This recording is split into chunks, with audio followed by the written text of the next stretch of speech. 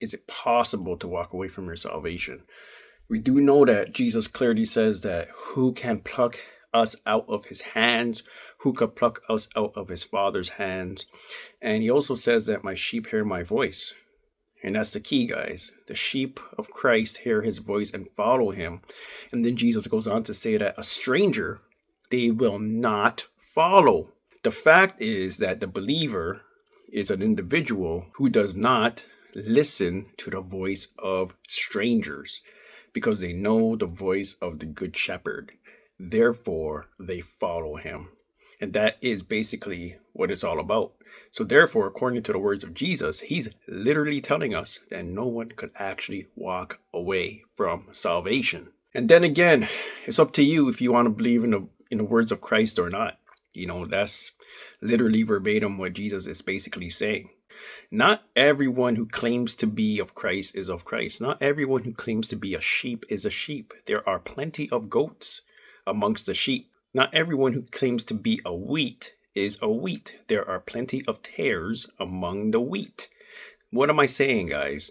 Yes, it is true that many people may look Christian, look the part, go to the church, do all these good things, all these good deeds, read their Bible, etc., but may not truly be of God.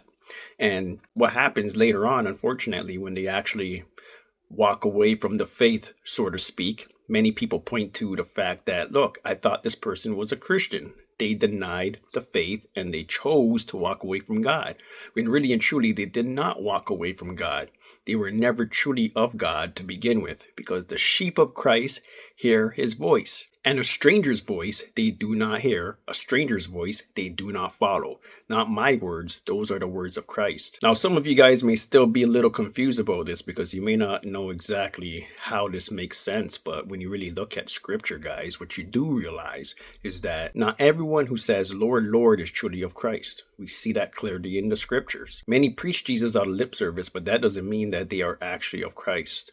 And in the book of 1 John, he literally tells us that these specific individuals who call themselves Christians or pastors or leaders of the faith are not truly of God. For if they were of God, if they were with us, they would have stayed with us. But the fact that they walked away from us proves that they were goats amongst sheep, proves that they were tares among wheat, proves that they were not really true among those who are true.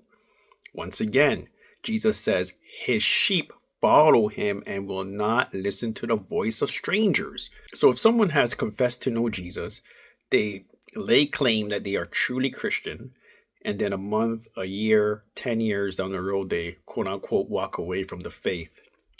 It is evident that they were not truly of Christ to begin with.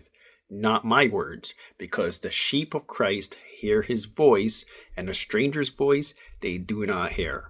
So keep that in mind, guys. It's twofold. No one could pluck you out of God's hands.